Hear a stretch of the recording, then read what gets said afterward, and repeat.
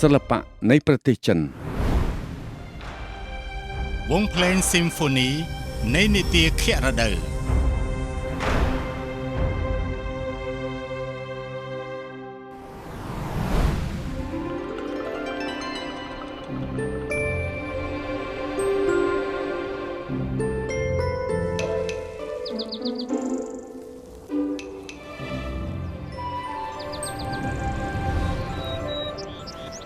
វ៉ាខ្យល់បក់ចូលគ្នាឡើងលោតជាមួយសាច់ភ្លេងនិងចង្វាក់នៃជីវិត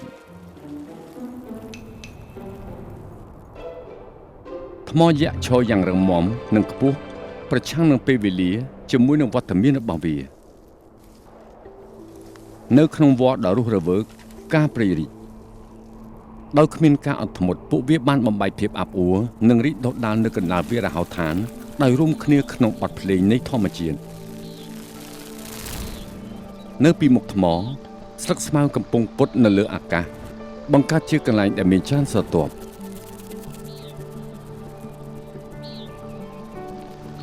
ពិភពលោកនៅស្ងៀមហាក់បីដូចជាកំពុងដកដង្ហើម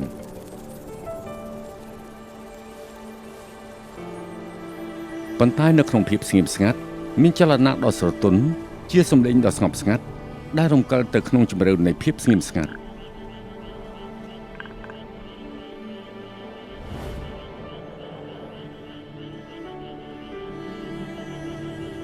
សម្រាប់នៅក្នុងគំនូរនេះមានពិភពនៃជីវិតដើម្បីបង្ហាញ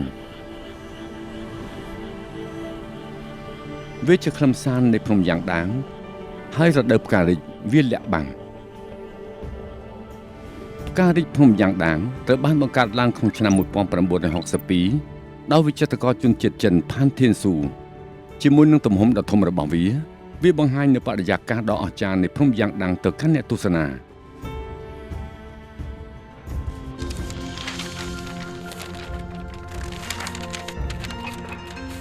ត្រឡប់ទៅឆ្នាំ1950មិនយូរប៉ុន្មានបន្ទាប់ពីការបង្កើតសាធារណរដ្ឋប្រជាមានិតចិនគំនូរព្រៃលោកខាងលិចបានជួបប្រទះនឹងការកើនឡើងនៃប្រជាប្រិយភាពដោយសារតែរចនាបថជាក់ស្ដែងនិងពណ៌ភ្លឺរបស់វាទោះជាយ៉ាងនេះក្តីគំនូរបុរាណចិនត្រូវបានរឹតបន្តឹងចំពោះច្បាប់ហួសសម័យដោយមានបញ្ហាប្រធានបទដដែលដូចជាទេសភាពបច្ចេកទេសជក់និងទឹកថ្នាំដែលមានប្រភពមកពីរាជវង្សមីងនិងឈីងត្រូវប្រឈមមុខនឹងវិបត្តិធ្ងន់ធ្ងរ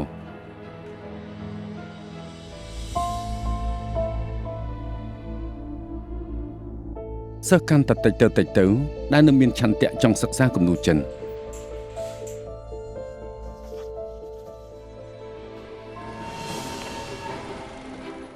នៅក្នុងពេលជាមួយគ្នានោះរលកនៃភាពសាទរបានសាយភាយពេញប្រទេសជាតិមានភាពអ៊ូអរដោយសារភាពរឹងមាំនិងរឹងប៉ឹងដោយសារឧស្សាហកម្មផ្សេងៗមានការរីកចម្រើននិងរីកសុសសាយ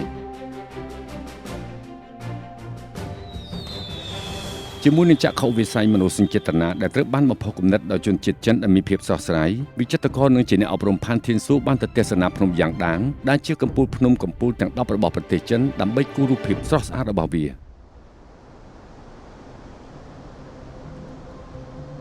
អ្វីបានដុះដាលនៅលើភ្នំ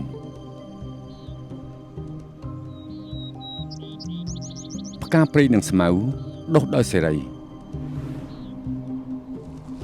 ថ្មធំឈរខ្ពស់និងរឹងមាំនៅក្នុងចំណោមវត្ថុរបស់វា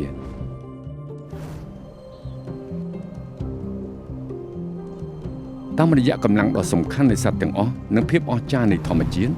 គាត់ហាក់ដូចជាបានឃើញយុគសម័យថ្មីនៃវិញ្ញាណដ៏ខ្ពស់ផុសចេញពីភ្នំ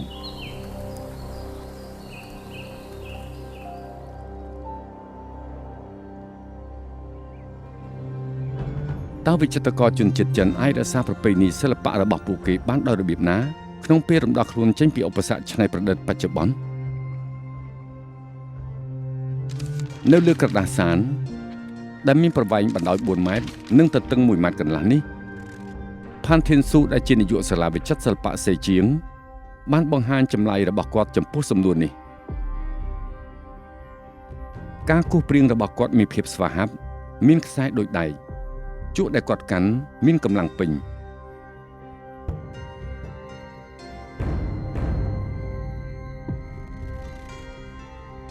ជាមួយនឹងពណ៌ដ៏សម្បូរបែបនិងក្រាស់សិល្បៈរបស់គាត់បានបង្ហាញពីសោភ័ណភាពដ៏ពិសេសមួយការប្រេកដែលផ្ទុះឡើងជាមួយនឹងជីវិតបង្ហាញយ៉ាងរស់រវើកនៃមន្តអាគមរបស់ធម្មជាតិចំណុចនឹងបន្ទាត់បញ្ចូលគ្នាគំនូសព្រាងនីមួយៗដែលសម្រេចនឹងដិតវិចិត្រករកំពុងគូរជ្រុងមួយនៃភ្នំនៅនីតិខៈរដូវក៏ដូចជាទំនុកដំកើងដល់ការចាប់ដើមនៃយុគសម័យថ្មី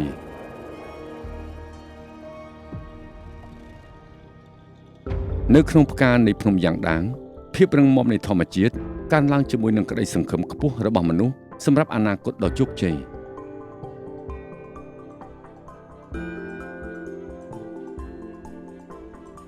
ផ្នែកដ៏ល្អបំផុតអំពី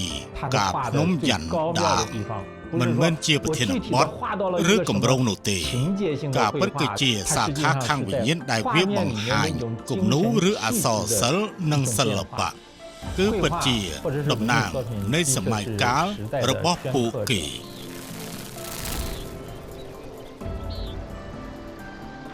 ជាមួយនឹងពណ៌ដែលស្រស់បំព្រងនៅតែមានរសជាតិគំនូរនេះបានបិទបាំងស្បែកដ៏ឆ្ងាយដែលធ្លាប់ឯកោ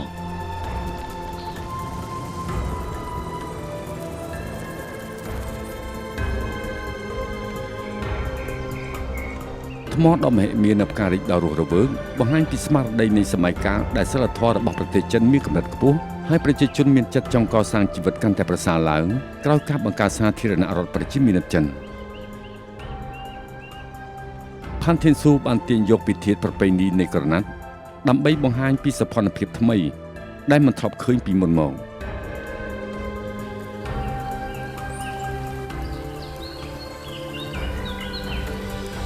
វាក៏ជាពេលវេលាដែលដាស់តឿនដល់វិចិត្រករនៅអារម្មណ៍រំភើបចិត្តយ៉ាងជ្រាលជ្រៅដែលអាចឲ្យគាត់បង្កើតនីតិខៈរដូវដែលនៅតែរីកដូចសពថ្ងៃនេះ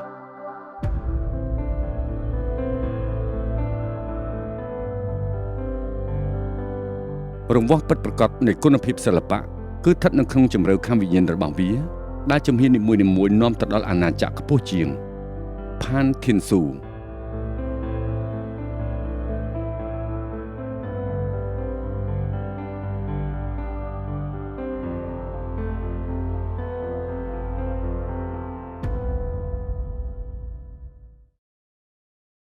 សិល្បៈនៃប្រទេសចិនពេលមួយនៅក្នុង Blizzard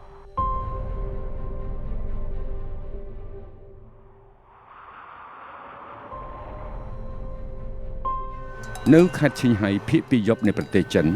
អានកាយដាមត្រូវបានគ្របដណ្ដប់ដោយព្រិលធ្លាក់ខ្លាំងដែលជាខ្យល់បក់មកពីទិសខាងជើងដ៏ខ្លាំងក្លាមួយកាត់ពាសពេញដីក្នុងវ័យកុមារភាពរបស់គាត់វិចិត្រករជនជាតិចិនហុងស៊ូមានឱកាសជួបគ្នានៅក្នុងតំបន់នេះដែលបានបំផុសគំនិតស្នាដៃដ៏ល្អមួយនៅក្នុងប្រវត្តិសាស្ត្រសិល្បៈចិនសម័យទំនើបឆ្ពោះទៅមុខក្នុងព្រិលនិងខ្យល់គំនូរត្រូវបានកំណត់រវាងភាពប្រកបនិយមនិងការបញ្ចេញមតិចាប់យកអារម្មណ៍ល្បឿននិងសូម្បីតែសម្លេងនៃពេលជាក់លាក់ណាមួយអាវធំបានបាក់បោកក្នុងខ្យល់ដ៏ខ្លាំងដូចជាទូកនៅលើកប៉ាល់ដែលកំពុងរត់ពេញល្បឿនសម្លេងនៃដំរាបន្លឺឡើងតាមព្យុះព្រិលអបអរសាទរវីរភាពតស៊ូរបស់មនុស្សប្រឆាំងនឹងធម្មជាតិដ៏ឃោរឃៅលោកហុងស៊ូបានលាយបញ្ចូលគ្នាយ៉ាងប៉ិនប្រសប់ចំពោះការគូសវាសក្នុងគំនូរចិនដោយពង្រឹងភាសាសិល្បៈនៃទម្រង់សិល្បៈប្រពៃណីនេះហុងស៊ូដែលមានអាយុ18ឆ្នាំម្នាក់បានលាបពណ៌មនុស្សធម្មតានៅលើដងផ្លូវដែលមានសភាពអ៊ូអរលោកបានផ្ដោតទៅលើកសិករពាណិជ្ជករចាស់ជរានិងស្ត្រីក្មេងប្រុសដ៏កំសត់ម្នាក់នេះដែលមិនបានទទួលការហ្វឹកហាត់ជាផ្លូវការមួយថ្ងៃសោះបានឈានជើងចូលវិថីសិល្បៈតាមរយៈការសង្កេតមើលជីវិតជុំវិញខ្លួនខណៈពេលដែលធ្យូងត្រូវបានគេប្រើប្រាស់ជាទូទៅសម្រាប់ការគូសវាសលោកហុងស៊ូចូលចិត្តជក់ដែលផ្ដល់ឲ្យគាត់នូវឱកាសកាន់តែប្រសើរឡើងក្នុងការចាប់យកចលនាក្នុងពេលដ៏ខ្លីក្រឡេកមើលក្មេងស្រីជនជាតិអ៊ុយហ្គូម្នាក់នេះជាមួយនឹងសម្ពុតរបស់នាងរំកិលលើអាកាសបន្ទាត់ទឹកថ្នាំដិតនិងស្រាលស្រមោលស្ងួតនិងសើមគូបញ្ជាក់ពីអ្នកអារម្មណ៍ក្នុងពេលដ៏ស្វាហាប់បំផុតរបស់នាងលោកហុងស៊ូបានបង្កើតគំនូសព្រាងជាង 40000 នៅក្នុងជីវិតរបស់គាត់ ចាប់ពីអ្នករាំដ៏រីករាយរហូតដល់អ្នកចាស់ទុំជីលានិងកសិករច្រូតកាត់ដែលម្នាក់គូបញ្ជាក់អំពីប្រធានបទរបស់គាត់នៅក្នុងគ្រាដ៏ល្អបំផុតរបស់ពួកគេ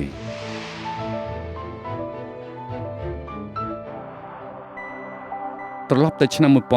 1954ដែលជាផ្លូវខ្ពស់បំផុតនិងវែងបំផុតរបស់ពិភពលោកគឺផ្លូវ Highway ឈីងហាយទីបេបើកឲ្យចរាចរណ៍ជាផ្លូវការ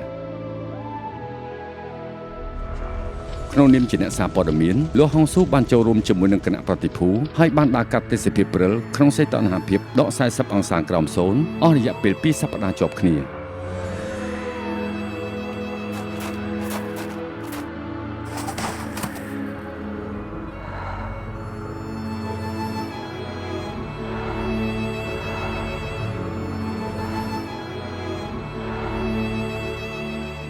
នៅភ្នំថាំងកូឡាដែលពួកគេហៅថាច្រឡងនៃមរណៈប្រលឹងមួយមិនបានមើលឃើញអស់ជាច្រើនថ្ងៃមកហើយបន្ទាប់មកគេបានឮសំឡេងកណ្ដឹងអូតមកពីចម្ងាយសំឡេងកណ្ដឹងបានធ្វើភាពឯកោរលាយខណៈដែលគាត់បានរកឃើញរទេះអូតដឹកអ្នកស្រាវជ្រាវភូមិសាស្ត្រមួយក្រុមនៅពេលដែលពួកគេខិតកាន់តែជិតគាត់ថែមទាំងបានឮសំឡេងដ៏រីករាយនៃតន្ត្រីដុំបារាដែលលេងដោយអ្នកស្វែងរកវិញ្ញាណនៅលើខ្នងអូន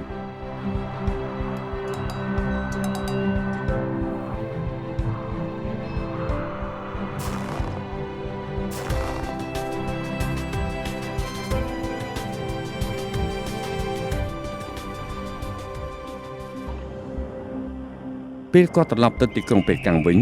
ការជួបប្រទះនឹងព្យុះភ្លៀងនៅតែរស់រវើកក្នុងចិត្តរបស់គាត់លោកហុងស៊ូបានប្រោះទឹកសាច់ជូរនៅលើក្រដាសសានបង្កើតកន្លែងដែលទឹកថ្នាំអាចស្រូបយកបានទាំងនេះបានคล้ายទៅជាព្រិលនៅក្នុងព្យុះព្រិលទស្សនៈដែលធ្លាក់ចុះសត្វអូតបានសន្មតថាមានកម្ពស់ដ៏អស្ចារ្យជាមួយនឹងការជក់ដ៏រាវនិងក្លាហានលោកហុងស៊ូបានគូបញ្ជាក់ពីវិជ្ជាភាពនៃអាវរំជៀមវាជានិមិត្តរូបនៃភាពធន់និងការតស៊ូរបស់អ្នកត្រួតត្រែងនៃសម័យកាលដែលជាការលើកសរសើរដល់យុគសម័យនៃការផ្លាស់ប្ដូរដ៏សំខាន់របស់ប្រទេសចិនហើយដែលជាទំនុកដំកើងដ៏ស្មារតីមិនអាចផ្ចាញ់បានរបស់ប្រជាជនខ្លួន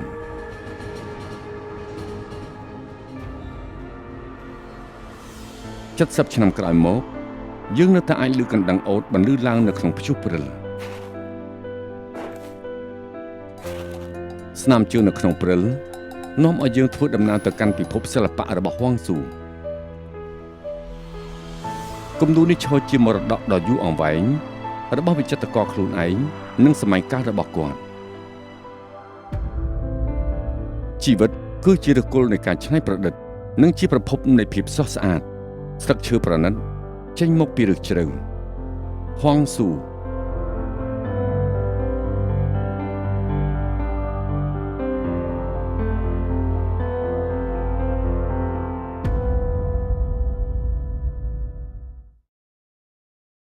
សិល្បៈនៃប្រទេសចិន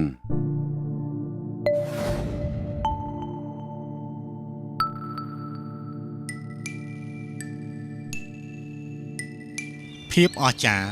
នៃរដូវក្តៅ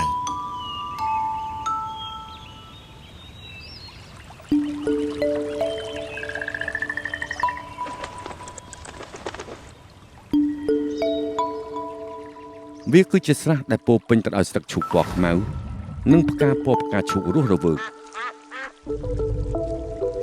បន្ទាត់មានថាមពលនិងមុតស្រួចដែលនាំមកនូវភាពរឹងមាំនិងភាពរុងរឿងនៃរដូវក្តៅនៅកំពូលរបស់វា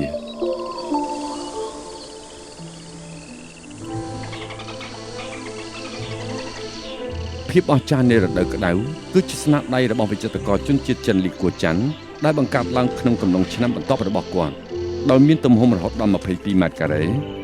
ទាំងគំនូរនេះបានបំបែកទំនៀមទម្លាប់នៃទឹកថ្នាំរបស់ចិនហើយលាងសម្អាតជាមួយនឹងជក់ដែលមានភាពជឿជាក់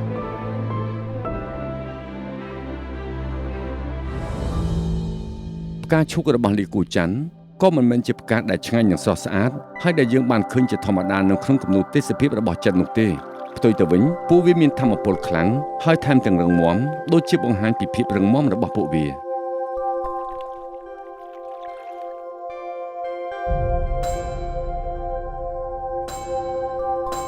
រចនាបថសោភ័ណភាពនេះមានប្រភពមកពីចម្លាក់បុរាណនៅលើវិមាននិងចម្លាក់លង្ហិនវាត្រូវបានគេស្គាល់ថាជារចនាបថមាសនិងថ្មហើយត្រូវបានគោរពដោយអ្នកសរសេរអក្សរផ្ចង់និងវិចិត្រករគំនូរទឹកសិលាចារឹកនៅលើមាសភាគច្រើនមានពេញនឹងរាងមូលដែលមានន័យថាបង្ហាញពីអំណាចនិងភាពរឹងមាំនៃលោហៈដ៏មានតម្លៃខណៈពេលដែលសិលាចារឹកថ្មច្រើនតែមានរូបរាងមុតស្រួចនិងមានគុណភាពច្បាស់លាស់ទាំងនោះមិនមែនជាគំនូរព្រាងដ៏ទន់ភ្លន់នោះទេពួកវាមានកម្លាំងរំកិលផ្ទាំងថ្មនិងល្បឿននៃពស់ដែលគួរឲ្យភ្ញាក់ផ្អើល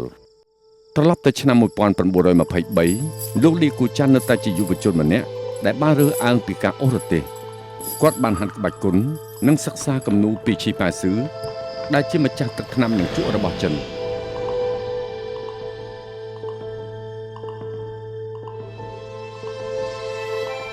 ឈ្មោះរបស់គាត់ថាគូចាន់មានន័យថាការលំបាកនិងសមាធិហើយបានមកពីជីវិតដ៏លំបាកដែលគាត់បានរស់នៅនាឆ្នាំនោះ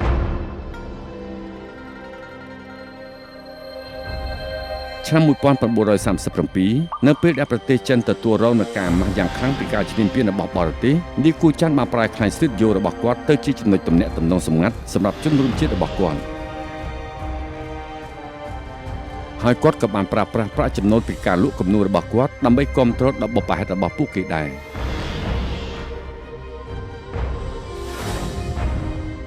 រីឯវិចិត្រករខ្លួនឯងធ្លាប់ត្រូវបានខ្មាំងចាប់ដាក់គុកនិងធ្វើទរណកម្មបទពិសោធន៍ទាំងនេះបានប្រែទៅជាធម្មពលឆៅក្រំជក់ថ្នាំលាបរបស់គាត់ហើយបានត្រួសត្រាយផ្លូវសម្រាប់រចនាបថមាសនិងថ្មនៅក្នុងការបង្កើតសិល្បៈរបស់គាត់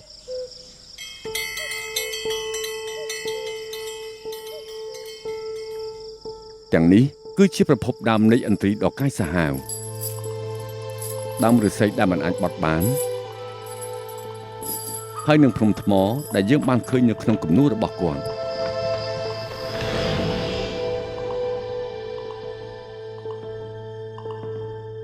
ឥឡូវយើងងាកទៅឆ្នាំ1981ដែលមានព្រឹត្តិការណ៍ពីរលើកទឹកចិត្តជាតិយេស៊ូបាដាមដែលជាគម្រោងវារីអគ្គិសនីសាងសង់ក្នុងស្រុកដំបូងគេរបស់ចិនត្រូវបានដាក់ឲ្យដំណើរការហើយក្រុមបាល់ទះនារីរបស់ប្រទេសចិនបានឈ្នះជើងឯកពិភពលោកជាលើកដំបូងគាត់ពិតជាសប្បាយចិត្តណាស់គាត់បាននិយាយថាខ្ញុំចង់គូរផ្ទាំងកណាត់ដ៏ធំមួយដើម្បីបង្ហាញពិភពលោក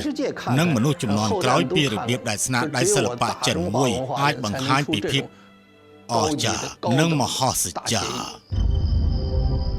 លោកលីគូចាន់មានជំនាញក្នុងបច្ចេកទេសទឹកថ្នាំនិងជក់ហើយមិនត្រូវការការគូវាសឬសេចក្តីព្រាងបាត់ធំណាមួយឡើយដោយមើលទៅមិនពិបាកគាត់យកអេប៉ុងត្រាំទឹកថ្នាំហើយជូតវានៅលើក្រដាស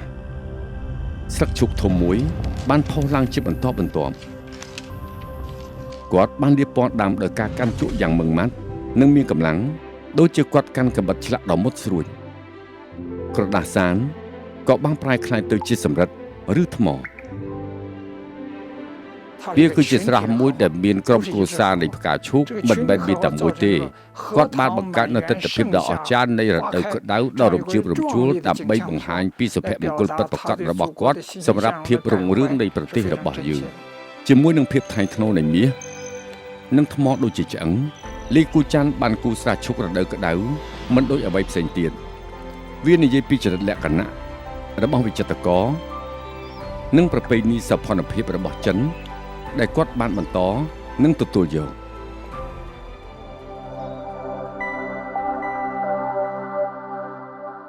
វិចិត្រករត្រូវអភិវឌ្ឍចរិតលក្ខណៈរបស់ខ្លួន